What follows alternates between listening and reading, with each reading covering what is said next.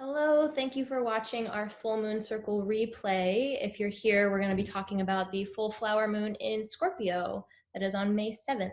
So this replay is from May 6th. It was from a little get together that we did where we just talked about how to harness the different energies of this full moon and how to really implement that in a way that you can use so you can go forward with achieving your goals and just living a really heart-centered and inspired life. So I hope you enjoy this replay and feel free to leave any comments or questions about the video in the comments below.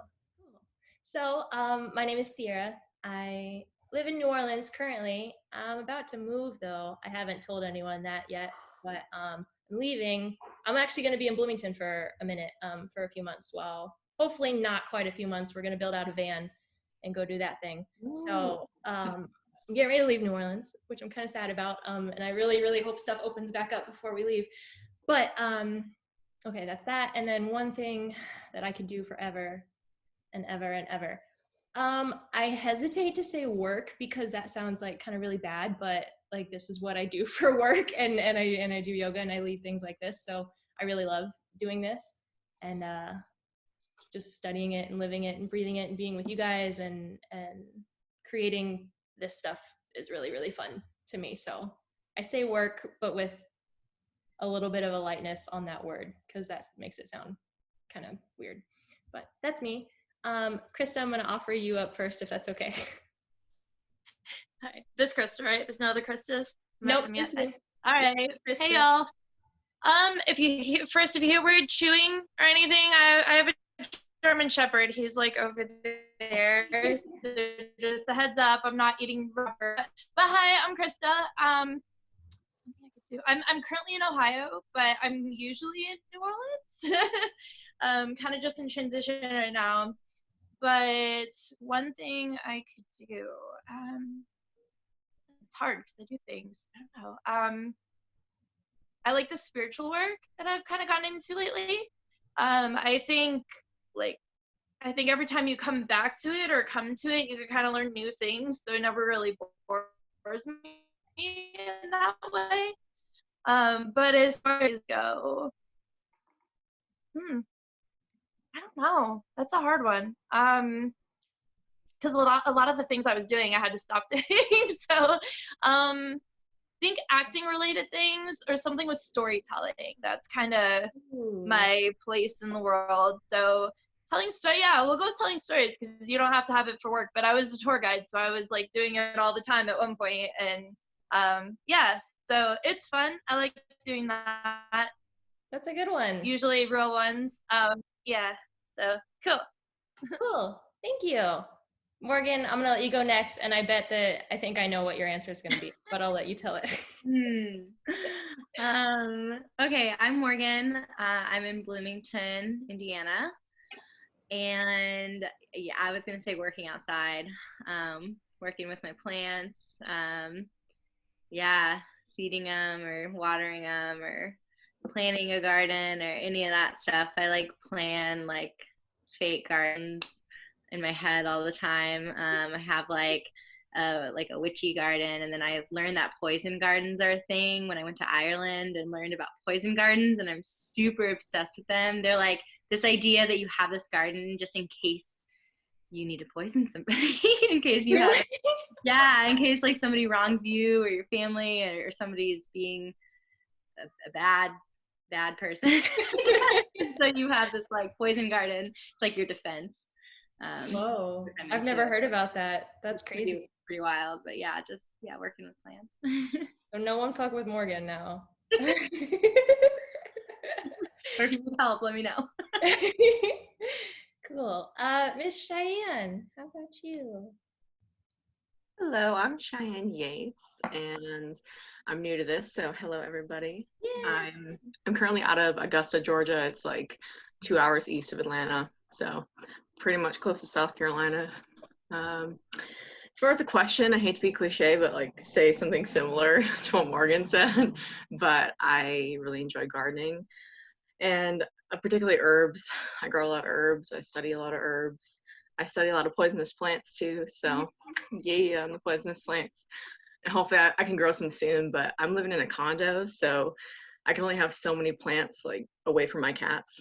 So hopefully I'll have a big like dream poison garden someday, but yeah. Yeah. Cheyenne's a really inspiring green witch and herbalist. So I thought I've kicked around the idea of starting a little like mini like moon school kind of Instagram chat group. Those are things. If that would be super annoying to you guys, you can always leave them. But I thought about doing that just so we could all connect like through the That'd be really internet. I cool. think that would be cool. But yeah, Cheyenne is really knowledgeable about a lot of that stuff. She's really cool. Aw, sweet. Miss Brenda. Da da da da. Hi, my name is Britta.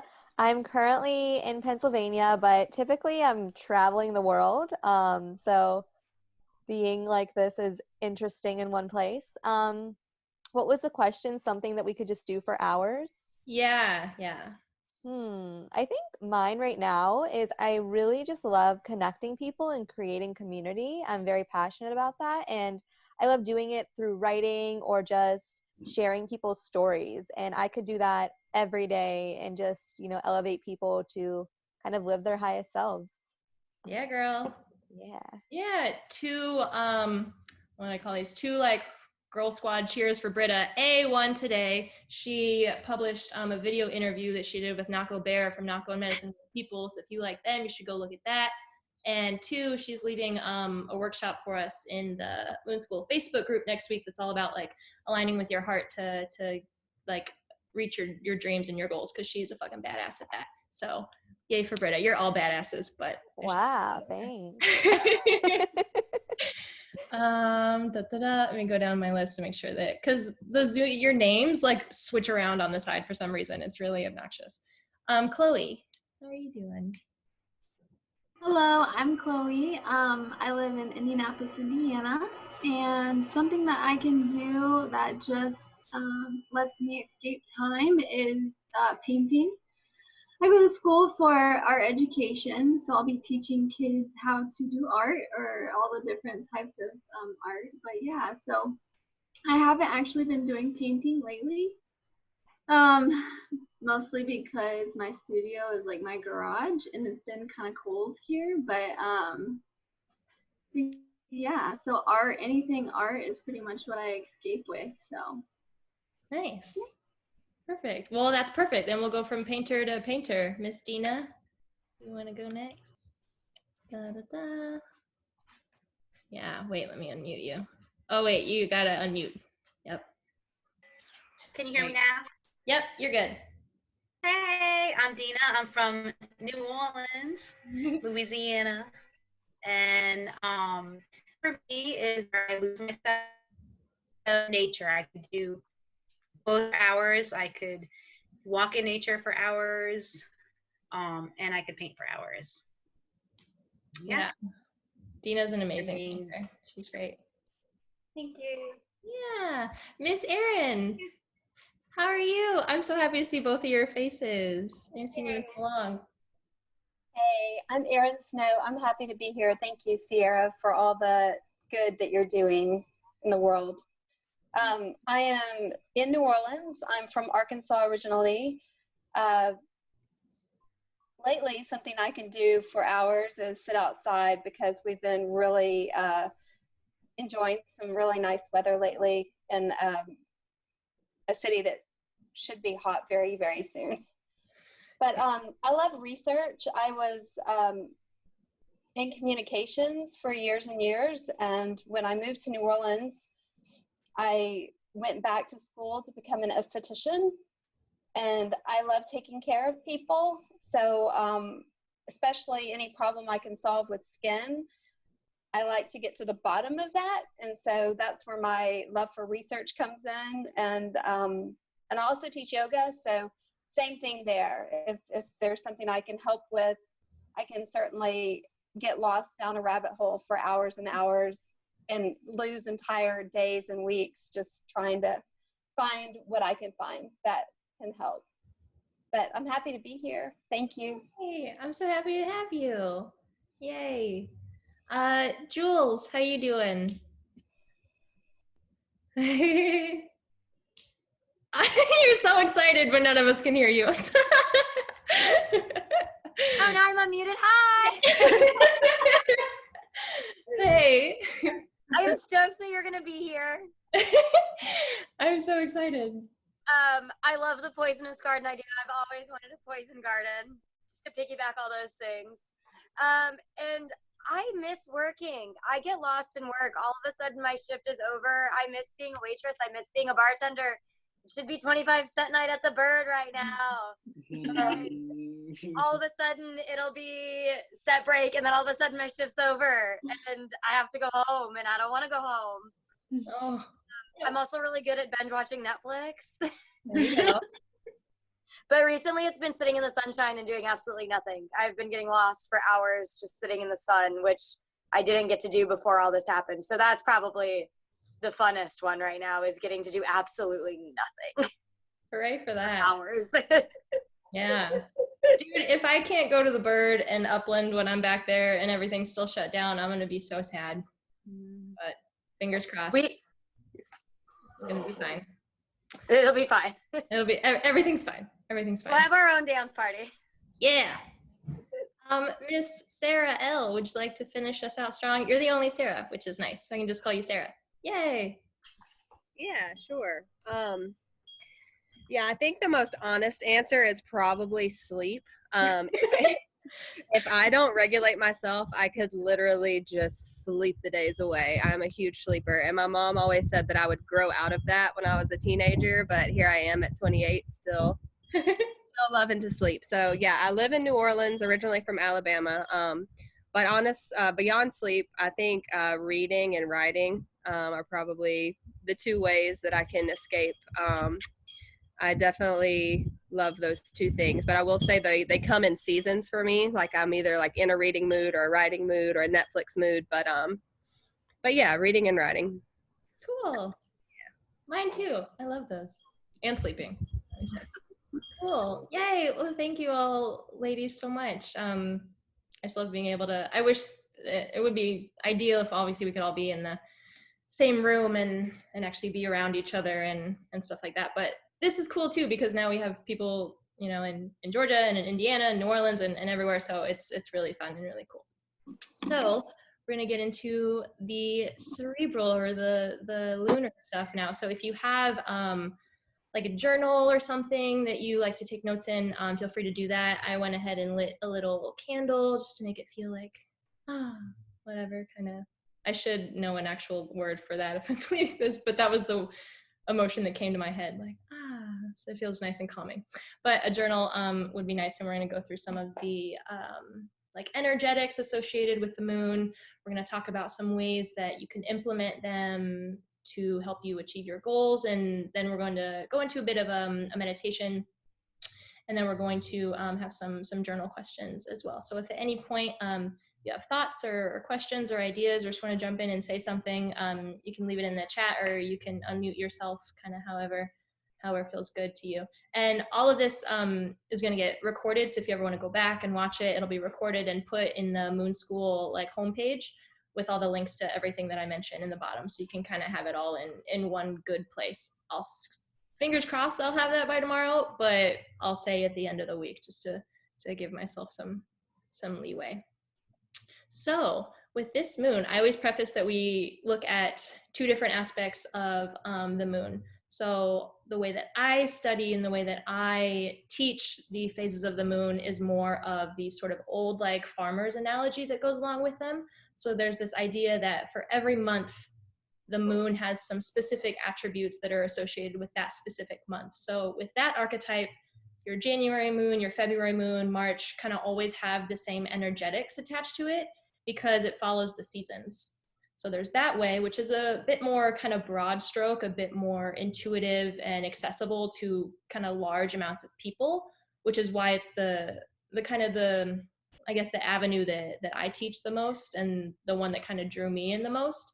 But then the more that I got into that, obviously then you fall down the zodiac and the astrological rabbit hole, and there's so much to study there. So we do talk about that a little bit. I will preface that that's not like my main area of study. So again, I know the broad strokes of that and we talk about it, but if you're super into astrology and want to know all about like the nodes and the houses and the planets and all that stuff, I'm going to refer you to our girl Megan, who most of you know. She's in the group and she led a training in the Facebook group maybe a week or two ago that was all about using your own birth chart.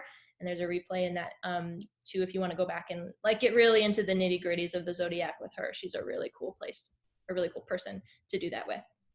So our themes for our full flower moon in Scorpio, I picked sort of these two like anchor words or anchor phrases that go along with this. The first one is the idea of transformation. And then the second one was this idea of the fruitful heart, which I just thought was such a beautiful phrasing or such a beautiful analogy. So the those come from, you know, both that monthly association with it, the old folk name, and then obviously the zodiac. So with the folk name, we're talking about this being the flower moon. The flower moon just comes from the fact that it's May, flowers are blooming, not too far of a jump there to figure out where that name came from. But then also the fact that it's a moon in Scorpio, which is the zodiac symbol that it's in at this time. Is anyone else a Scorpio in here? No? I am. Scorpio rising. Scorpio rising. Yay! Same, rising. Cool. Great. I'm I love it. Scorpio rising. Lots of risings. Wow. That's so cool. Scorpio rising. But somebody did our zodiac and said that your sign changes. So supposedly now in this phase of my life, my moon is my rising sign has changed. But I mean, I feel the Scorpio rising, so that's interesting. I've never heard that. That's why we're all drawn to you, Sierra. Very interesting. Morgan will have something to say about that, I'm sure. Whoa, cool. Yay. Well, I know, and that's what you know, Meg brought up a good point last time. I adore Megan so much, and she's taught me so much about astrology, but I always feel so bad when I say like kind of just silly little things like that. It's like, oh, is anyone a Scorpio? And she'll be there like, technically everyone has Scorpio in their chart. I'm like, oh, you're right. Like, I'm so like, everyone does, you're right. But from my broad stroke knowledge, I know that my sun sign is a Scorpio. My birthday is November 9th. But so we're going to talk kind of a little bit about why Scorpios kind of get a little bit of a bad rap. And I don't know, you all know me. Maybe you can just sit there and silently deliberate if you think I'm a real Scorpio or not. But it's not about me. It's about the moon. It's about you guys. And it's also a super moon, just meaning that it's closest proximity to the Earth. It's the last super moon of 2020. That's kind of a bit of a toss away fact for me. It's cool, but we're not going to deal with that a whole lot. So the flower moon, this is the May energy to it. So with the old farmers' names, has to do a lot with the seasons, right? So this idea of it being a flower moon has everything to do with fertility, associated with obviously the gardens and nature, being very fruitful and abundant right now. And then also this idea of passion. So the passion aspect kind of comes into a very deliberate play. If you study the old Celtic or old pagan folk tales, there's this big elaborate story about the male god and the female god like using this time to like get down and like create all of nature basically. I actually, fun fact, I was recording a Beltane meditation for you guys, which was the holiday that was on the 1st, kind of like a May Day thing, out of this book that I have. This is just a book of like Sabbath meditations and full moon meditations and stuff. But I hadn't read through the meditation before I was like reading it out loud to you guys. And I had to stop about halfway through because I realized it was turning into like a very graphic, like sexual fantasy between the meditator and like this like male and female god archetype. So I was like, maybe I'm not gonna post that one. But I started to. I was like, I don't know, maybe people will be into it. So, but no, I didn't. But fun fact, there's a lot so Scorpio. It is. It was funny. I even got to the point where I like just was saying it out loud at first. I was like, oh, okay. Nope, never mind. We're not going down that path today. But so there's a little bit of that energy going on as well. So if you want to interpret the Scorpio full moon in that way, also get at you. Do it. 100%. Would you say also for the Scorpio full moon, I would say very much a root chakra full moon? Yeah. Yeah. Interesting. Yeah. Scorpio itself is associated, I know, with a lot of like the sacral chakra, because that's sexuality, you know, and they have to do with like the hips and the sexual organ as well. But with the I guess, yeah, kind of both. It's the sacral chakra, and then with this flower moon, that's a very heart chakra oriented thing. So we're going to kind of get a little bit into that right now, which I think even just those two kind of marry so well together. Like you have the creativity and the expression of the sacral chakra, and then you need that sort of like compassionate openness then to share with the heart chakra. So perfect liaison, Dina. Thank you. Do you have my notes? So yeah, the premise then of the flower moon is with that heart chakra. And so in the moon school in the coming month or the coming weeks, that's what our yoga class and our meditation is going to be themed around the heart chakra. So we're going to do lots of like chest opening and do a deep heart chakra meditation with the stuff coming up in the full moon, in the moon school. So how does this apply to us? So passion, fertility, creativity. Obviously fertility can mean a very like literal thing, but we're kind of taking it in the sense of that creativity, like with that sacral chakra. So expressing yourself creatively, drawing in strength from the earth, from the warming of the weather. Hopefully, yeah, before it gets like too terribly hot, like Erin mentioned, you know, this is the time where we kind of draw in that power of the earth as that extra like oomph to help us stand up for our dreams and what it is that our heart desires, right? So it gives you that confidence and that strength to stand up. It's not the energy that says, oh, I can't do this because it's too late. I didn't start when I was young, so I can't do it. It's not that energy that, you know, lets your circumstance or your places get in the way. It's that energy that's like, I'm here to live for my heart, from my heart, for my dreams, and anything that takes me out of the way or kind of gets in the way between me and my most heart-centered living can like move TF on. Like you're just kind of in yourself, like this is your time to express yourself and be 100% with your heart in that very compassionate and open-hearted way. And then there's my little note to come and check out our Attunement to Your Heart workshop that Britta's going to lead on the 19th, Tuesday the 19th in the Facebook group. I'm really excited for that one because Britta is such an inspiration for me as well to follow my dreams. She's really great for that. So, attunement to your heart that will help you create your desired reality. Yes, rally cry for the witches. And then I threw in some little notes. I was taking this like kind of heart-centered workshop where they talked a lot about like biology, like some biomechanics of the heart, which I thought was really interesting. If you did not know, the heart actually sends more energetic frequency to your brain than the brain does to the heart. So in that sense, the brain kind of has to always listen to the heart, but the heart doesn't always have to listen to the brain. That's sort of where those acts of like passion can come in, you know, sometimes when your brain just turns off because you're so mad or so happy or whatever emotion is there. And as far as our electromagnetic field is considered, it's the heart's vibration that is the strongest. So if anyone's into like aura reading, or if you've ever had the picture taken of those, it's your heart that's such a super strong and super powerful kind of epicenter of that. So I thought that was super beautiful because it gives like a scientific backing to kind of what we've all known intuitively all along, right? Is if we kind of tune the dial of our hearts to what it is we want to manifest and create the emotions that we actually want to embody in our lives, if we can just plant those seeds in our hearts and then emit that, then they get translated through your thoughts, through your actions, and then Shazam, it like is in your life. And it's really cool. And so science is just now like, hey, they're probably onto something. So it's always been so cool to me that like mystics and seekers and everything kind of just intuitively know these things and have figured it out. And science is kind of catching up. So that part's kind of cool. There's your half-ass science lesson for the day. I always throw in sometimes our little facts will come out that should be more academic than they are. Like when I was trying to explain the placings of the sun and the moon last month with like my fists in a terrible line, like we're here, it's fine. Okay, so how the hell do we do this? So figuring out what makes you really kind of truly alive. And that's why I picked that question in the beginning. So those things that you can do just for hours and not even notice the time go by.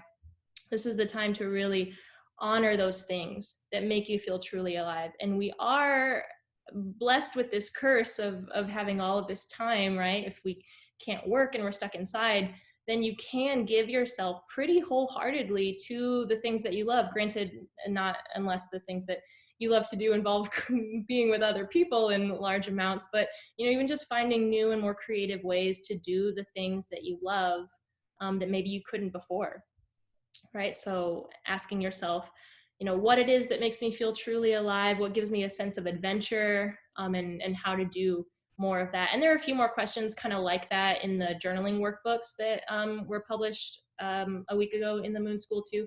So if you want, you can like kind of go through those, and those will kind of help you get an idea of what it is you kind of need to do to get that whole and inspired, heart-centered feeling. Basically, it's just, doing the things that really light your heart on fire, that you really love to do. This flower moon wants you to live a life that feels encouraged and inspired and alive, and just like really impassioned and excited to wake up every day, which seems like such a maybe a far-fetched thing for right now, when we get up and most of us probably don't have anything to do during the day. We wake up and we're like in Groundhog's Day. But if you can find, something to sort of obsess over, and that's a Scorpio energy as well, something that really, just lights you up, that you can obsess over and kind of hold on to, this would be a really powerful time to do that. So any thoughts or questions about the flower moon energy? We're going to move into the Scorpio now, and that gets just a little bit slightly more nitty gritty, and then we're going to meditate and all that stuff. We feeling okay? I have one question. Yeah. So I follow this astrologer. I think I sent you an email about it yesterday or today, called Deborah Silverman. Deborah, yeah. And she said like this morning that the moon was in Taurus. So does that mean it's like shifting into Scorpio for the full moon? It shifts pretty regularly, the moon, like between the signs. So I use this planner, which will actually tell you like in between the days. It's usually about like a day or two, it'll kind of shift. So it'll say like, up in the corners, like, oh, this it's in like Cancer there, and then it'll switch, and then all of a sudden, like a day or two later, it's in a different sign. So I know it does shift pretty often. Let me actually look at the date today and see. Yeah, so it's shifting like from Taurus to Scorpio today. So, and then there are two, you can look at like the exact times that the full moon are. I think the one today is maybe like at 3 a.m. like tomorrow technically. So yeah, it gets pretty, I don't know what the word for that would be. Very like, just like detail oriented. But yeah, good question. I also do love Deborah. Yeah, she does a lot of stuff with Yoga Girl, and she has, her stuff is really accessible too, which I like her. Plus she's really sweet. I like her energy. It's nice. Cool. I think the sun is also right now, like the whole month is in Taurus, so that she might have meant that too. Like we're in Taurus season right now, if that helps. Oh yeah, good note. So, okay, just throwing it out there. Cool. So I have a question. Yeah. So I watched the previous video of April. Mm-hmm. This is my first actual time being on your live video, but how would you decipher last month to this month? Because a lot of what you had to say with even the flower and like manifesting things that like you have passions with was in April too. So how do you think that this is I guess different, or what would you say is deciphering, or what is it, like the momentum? Do you know? Yeah, absolutely. No, that's a really good question. And that's where like kind of the zodiac part of it is a nice like fine tuner. So with the whole monthly aspect of it, it kind of goes really seasonally. So a lot of the spring months are kind of similar in energy, right? It's throughout the spring that you're like working towards setting your goals, and then you're gearing up for the summertime, which is this big like fruition. But then when you add in the zodiac sign to it, that's when you kind of like fine tune and figure out, okay, well, this is the specific angle that we're taking to make this happen. So I think, what was it last month? Maybe it was a Virgo moon or something. I don't remember.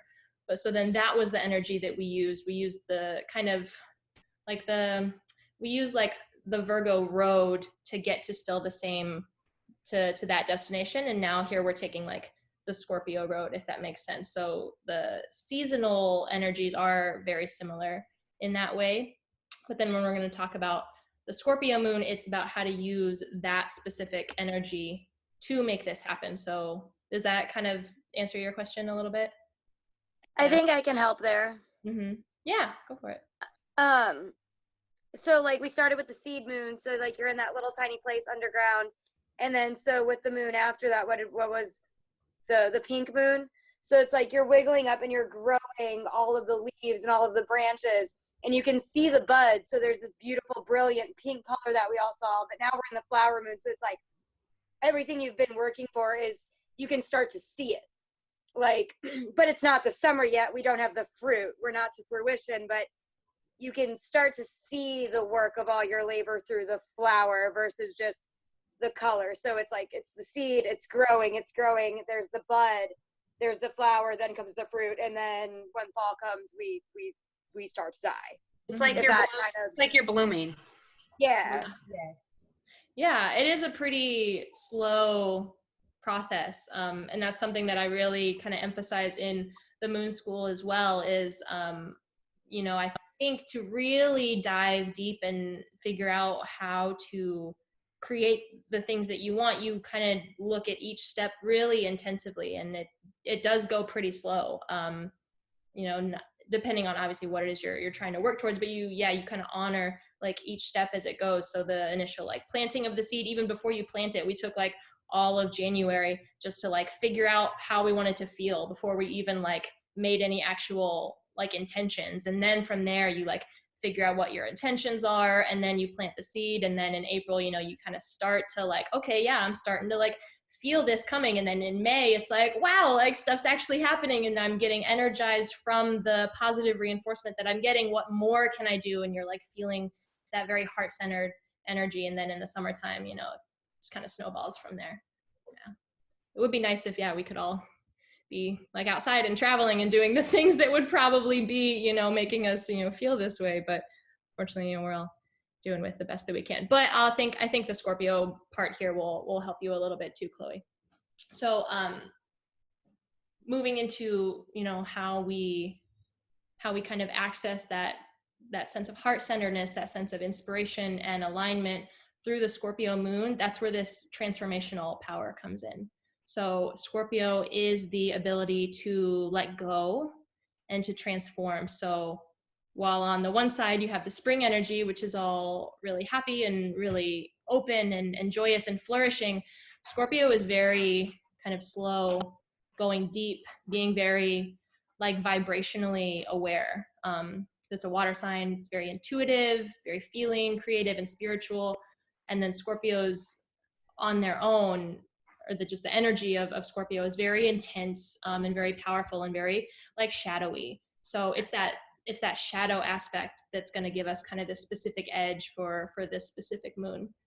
So for, a time like this one, this would be a really good time for, like meditation, taking time for those more nurturing spiritual practices that you like to do or maybe thought about wanting to do as a way to kind of clear the kind of dirt out of the way so you can see what it is that, how your heart truly wants to express itself, if that makes sense.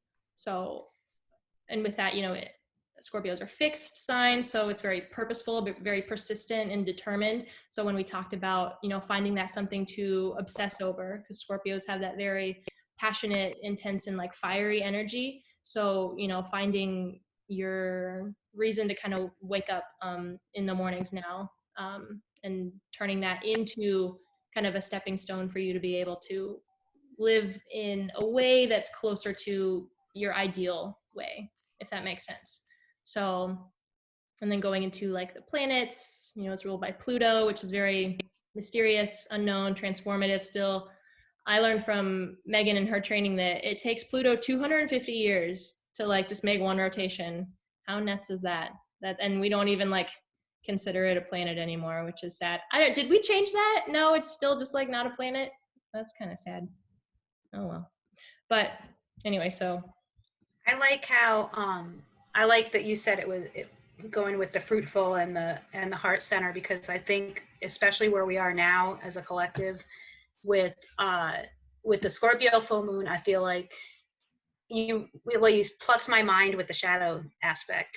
So I think the shadow aspect right now, the shadow can either overshadow your life or you can use it to your benefit. So I do love taking the shadow and kind of turning it into a transformation. So taking those parts of yourself and transforming it is really beautiful. So I'm excited for that. Yeah, and that's everything that our meditation is going to be about, which I'm really excited for.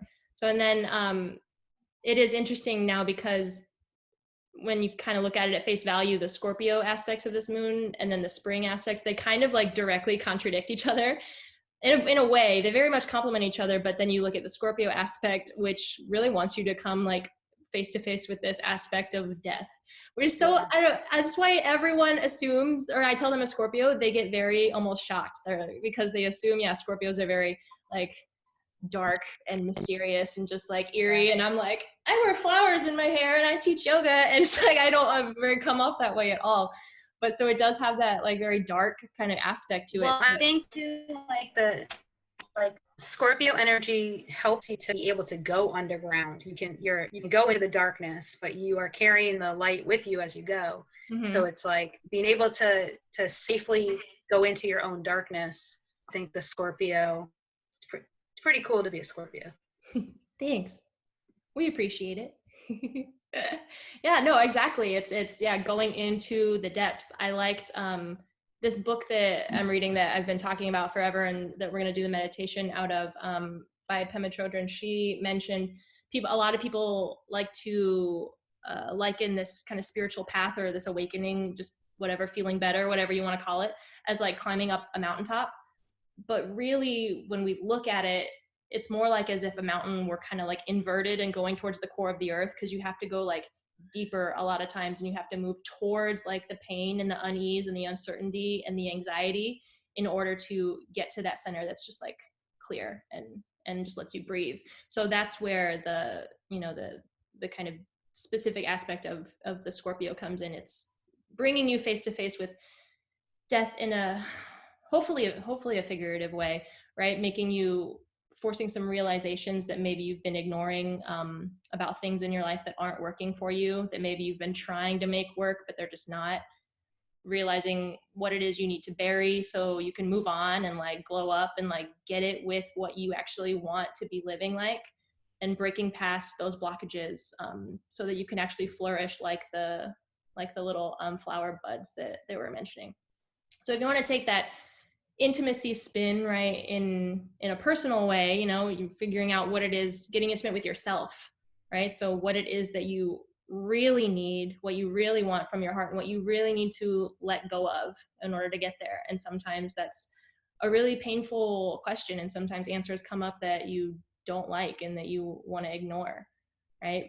But this is where so they say that Scorpio has like 3 phases. There's like the Scorpion, the eagle, and then the phoenix, which this was news to me as well. But now we're really channeling that energy of the phoenix, right? Something has to die so that something new can be reborn, right? So we're letting something go so that we can create that space and allow to be transformed. So it's a really powerful image. And so when I taught a yoga class the other day, I'm like, we're going to do some death yoga, everyone. And they were like, what? And I was like, in a very figurative way. But we're just talking about like the death of something old so you can give birth to something new to create that space. So any questions about any of that before we move into some meditation? Thank you all so much too, for chiming in and talking to each other and asking questions. I appreciate it. I don't have a question, but I have a comment that I would like to take a death yoga class, please. It was still very much just like a regular yoga, but I did mention that in the beginning. I'm like, we're going to talk about death, and then we're focusing on like the death of each exhale and then how it breathes a new inhale. So it was interesting. But then afterwards, my partner took it. He's like, maybe like not a good society time to do a death yoga class. And I'm like, ooh, you're probably right. Yeah. So as someone who's experienced a lot of death, I feel like in my personal life, I feel like that idea resonates with me. I don't know. Yeah, I mean, because the whole point of it was, repurposing the way that we look at death and the way you deal with death. So I was like, I think it's perfect time for it, actually. But so, It was funny. I But think it's the perfect time for it too. thank you. I agree. Like if you take away the fear of death and all of the layers of that we've been conditioned to feel about death, and you can look at it like a transformation, and like you're shifting to another, not to get all but shifting to another dimension, another space. It does take away all that stuff. So death class. Yeah. Maybe you can market it as like rebirth. It might sound better. Yeah, true. True. I guess, yeah, the death yoga is just a good headline, but maybe rebirth would be a much better way to say it. Maybe a Phoenix Rising class. There you go. There you go. That's good. Teamwork. Thanks, guys. I just wanted to comment on the poisonous plants being brought up because I find it interesting, like 3 people were interested in them, and poisonous plants really have this going downwards, the same like Scorpio energy. We're going down into the self, reflecting on your shadow. So if any of you are interested in that kind of stuff, like just looking up flower essences of poisonous plants, I mean, reading about poisonous plants, any of that kind of stuff might be helpful for some of you. That's awesome. Yeah, thank you, Cheyenne. Perfect. Cool. So yeah, we're gonna move into a bit of meditation now. So I mentioned this meditation. If you, I think we're all friends on the internet. Follow me on Instagram. This was I talked a little bit about this meditation in my story the other day because I thought to like do this meditation in my dreams for some reason the other night. But I think it fits this transformative energy really well. So it's called Tonglen meditation, Tonglen, and it's associated with Tibetan Buddhism a lot, and it just means basically sending and receiving. So the point or the goal, I guess if you want to put a goal on meditation, but I'm probably get slandered for even just saying that, is to awaken what we call this bodhicitta, which means the awakened heart, which I just think is another really beautiful image. But the whole idea of it is to sort of take in pain and send out pleasure. So it sort of totally transforms this natural human habit that we have of constantly avoiding suffering and seeking pleasure, which is sort of the baseline of Buddhism, that like that is the reason that we're all so unhappy all the time, is because we're constantly just trying to avoid shit we don't like and just chase things that we do. So this whole idea of flipping that structure on its head, invoked a really Scorpio sense of energy to me, because it's, you know, sort of going into the depths of some dark stuff that maybe we don't like to think about. But then 2, it is that transformation, right? Of we're taking the negativity, transforming it into something positive. So, you know, it's that same idea of the inverted pyramid, right? We have to sort of move towards the center, sometimes towards the doubt and the anxiety. Really get real with that insecurity and pain instead of pushing it away, right? Because anything you resist, right, it's going to persist, right? That's one of those like little yoga catchphrases that you can say. You have to kind of stare it in the face and move through it, or else it's not really going to go away. So this meditation is going to be about, like, you know, contacting any just specific kind of pain or blockage you're facing. Don't feel like you have to, just be like emotional, take good emotional care of yourself with this one. So don't feel like you need yeah, go ahead, Miss Dina. Oh, I'm sorry. I wasn't sure if I was interrupting. I didn't mean to. I just wanted to say that's perfect because tomorrow on the full moon is in Buddhism right now. That's when they're celebrating the day that Buddha actually got his enlightenment under the tree. Aw, good for him. Buddha Enlightenment Day. Yeah. So that's Of course, it was a beautiful spring day. Good. Closed, remember? Cool. Well, yeah. Shun us away? I don't think so. I'm not going to jump the fence. As a Buddhism jump. You can jump the fence if you want. I forgot I was unmuted. That's okay. But yeah, Jules, I love your laugh.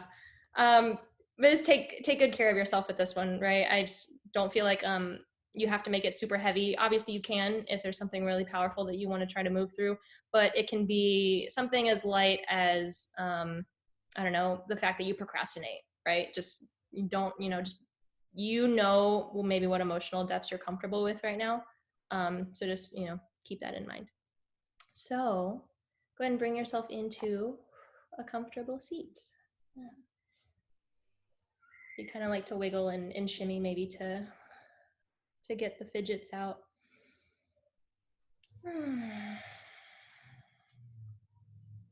If you feel comfortable closing your eyes, go ahead and do so.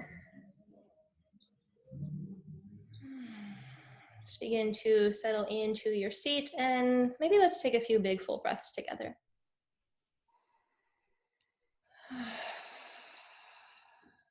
Just feeling yourself inhale, nice, big, bright, and full. And let a sigh out. Another big inhale, nice and deep. See if you can fill your belly all the way up to the top. Let it go. And maybe one more, just like that.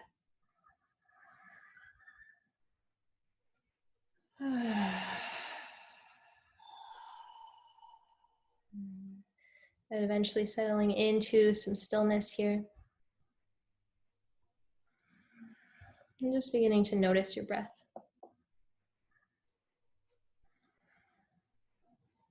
All right, just let it naturally come to you here in the beginning.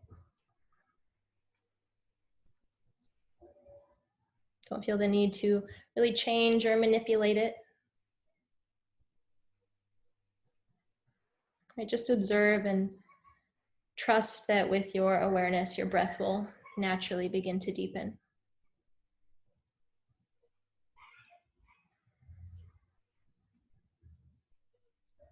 Let me take a moment to notice whatever thoughts, right, start to run across your mind.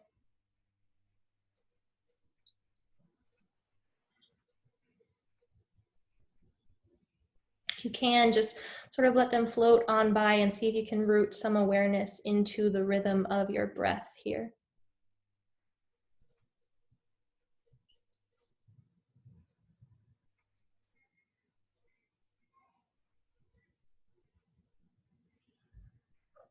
Feeling your shoulders relax down your back, your neck can gently soften.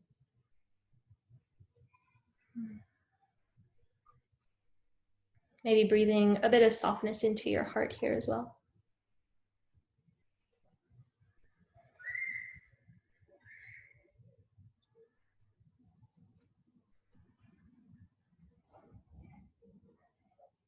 So we're going to start with some textures, some feeling. So as you begin to breathe in and out, maybe just see if you can imagine that you are breathing in and out with your whole body.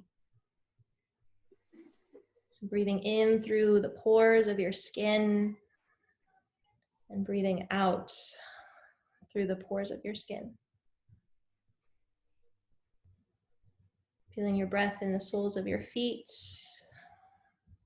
crown of your head. Almost like your body was being breathed.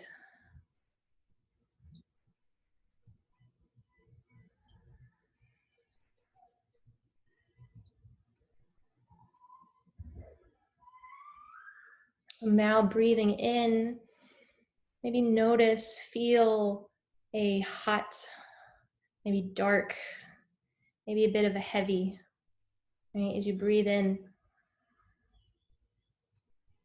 feel that dense, maybe some stickiness. Maybe it feels like sadness or anger. Notice if your body tenses in reaction. And just relax a little bit. Continue to breathe it in, right? Hot, dark, and heavy. But then breathe out, cool, bright, fresh, and light. When you breathe out, see if you can radiate this light out from your heart.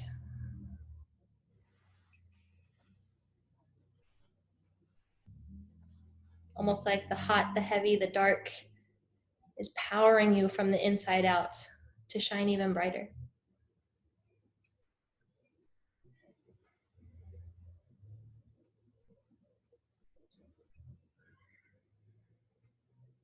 Now we're going to call to mind and into your heart here any sort of personal situation, struggle, shadow, or blockage that you might be working with.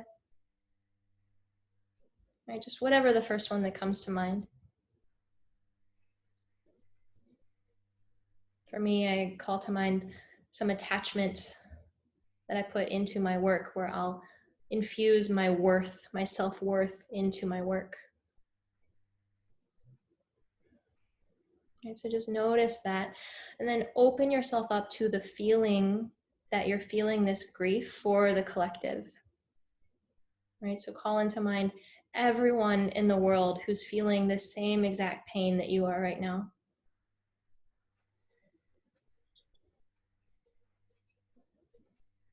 And as you breathe out, maybe send them the antidote, right? Some bit of happiness.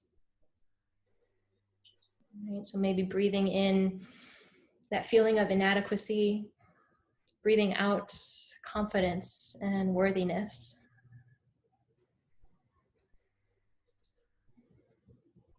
Taking in the pain, the suffering, transmuting and transforming that into power and healing.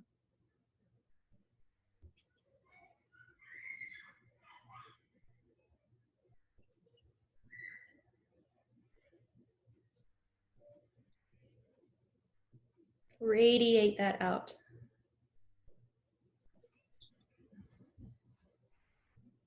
And then see yourself, right, as part of that collective that you're shining out to. Maybe send some of that confidence, that worthiness, that joy, that confidence to yourself, right, as a piece of this big whole collective.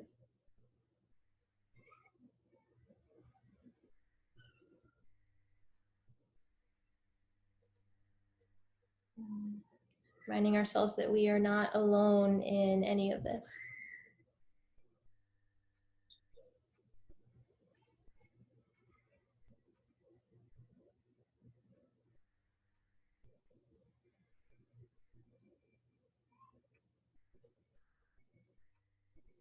Gently release, right, that attachment to breathing in and breathing out, any temperatures, any feelings. Just let your breath neutralize in the center of your chest here.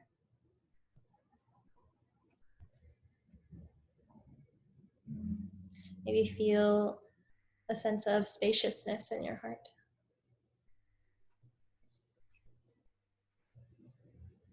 Notice that you are no less because you gave out. Giving away does not take away from what we already have.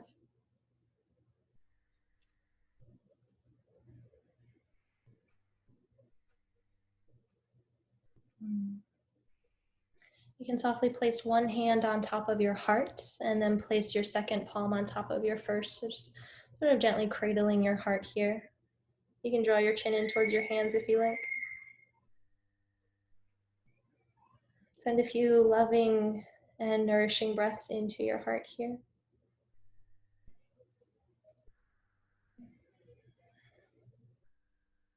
Remind yourself that you're doing a really great job.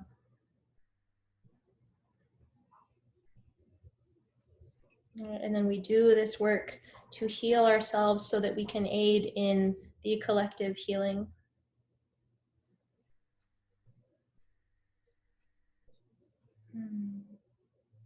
And take your time to gently release your hands and softly open up your eyes when you feel ready.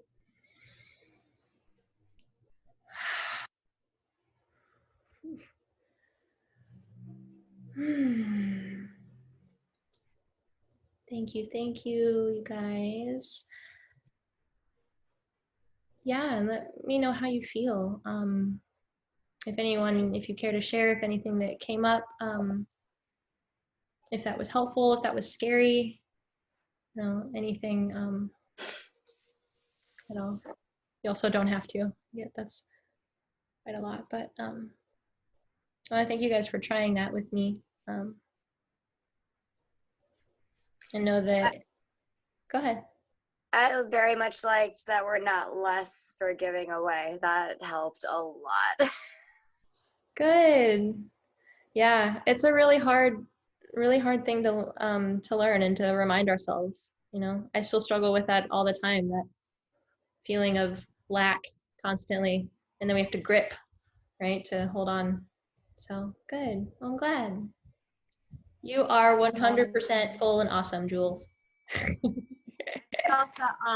Yes, you are.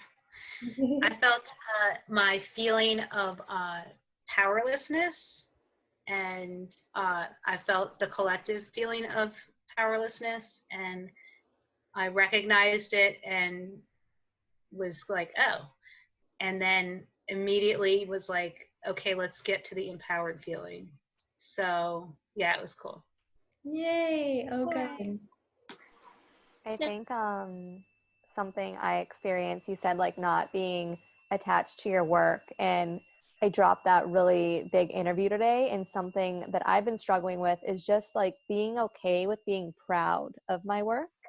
And I like noticed in this meditation, like I don't even know, it's like I can't even like take responsibility for the good that I do sometimes. And then like you said something about like a light and like a collective healing to the world, like that we're part of that. And I'm like I am part of that, and it's okay to be part of that. It's okay to take responsibility for the light that I am, like giving permission.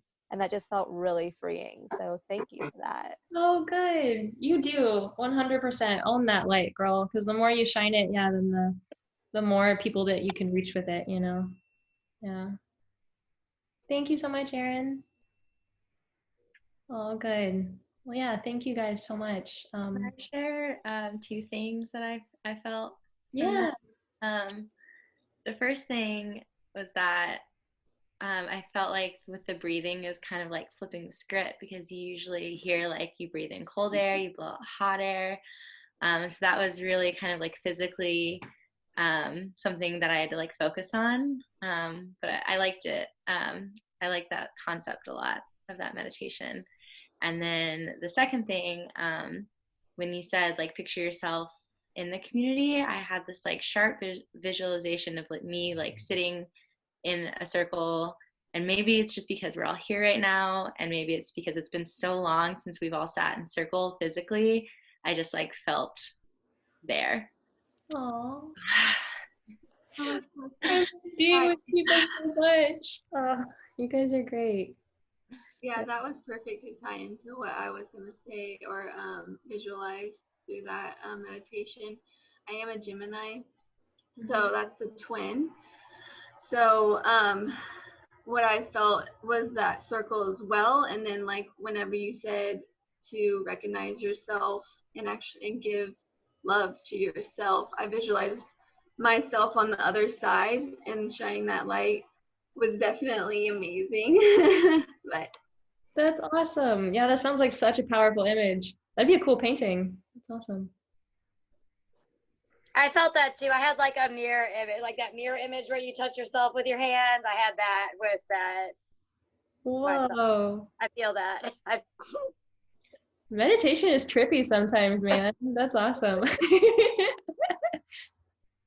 I also feel like I need to explain myself for jumping the fence, because tomorrow's Good Day. And so there's the Buddhist Cultural Center in Bloomington, but it's closed right now because, the world. And of all the trespassing I've done, I feel like I'm not going to trespass the Buddhist Center. That does not seem like a good idea. Oh, no. Yeah, damn. But no, good. I'm glad that we all got the closure for what you were jumping the fence on. Yeah. I'm not trespassing on the Buddhist Center. No judgment, girl. Saw myself dancing with sparkly light all around me. Of course you did, Britta. I love it. Oh, perfect. Oh, well, thank you guys so much. Feel free. I don't have anywhere else to go. We can hang out and chat, but if you have to go, I understand that's the end of the show. But I want to thank you all so much for being here, for holding this space with each other, and for trusting me to do all this with you guys. I think that's super cool. And yeah, I don't think I have anything to say. The recording will be up in the Moon School, and then we're doing our heart-centered, our heart chakra yoga class and meditation and all that good stuff. Britta's workshop. And I want to say thank you to everybody too. It's really important right now that we all show up for each other. So I am grateful for each and every one of you beautiful women showing up with your gifts and your light and your love. Thank you. Same. It is so happy. This is such I love all of this so much, just from being able to just like bring all these people together, because I know all of you separately and not all of you know each other, but I'm like, y'all would be best friends. This is basically just a big circle of me being like, you should meet my friends. Like, they're really great. Like, because I just think, yeah, you guys are all so wonderful, and I love everything that you're doing, and I just love being with you guys, and to be able to do stuff like this and study the stuff that we like, and not have to worry about getting like burned for it. Like, that's really cool also. So yeah. It's super cool. I'm gonna go stare at the moon now. Aw, you do that, Morgan. That sounds awesome. Love you. Thank you so much. Yeah. Bye. Yeah. Bye, y'all. Thank you. See you next Moon Circle. Woo-hoo. Bye, guys. Good night, everyone. I love you all. Take care. Good night. Nice meeting y'all. Yay.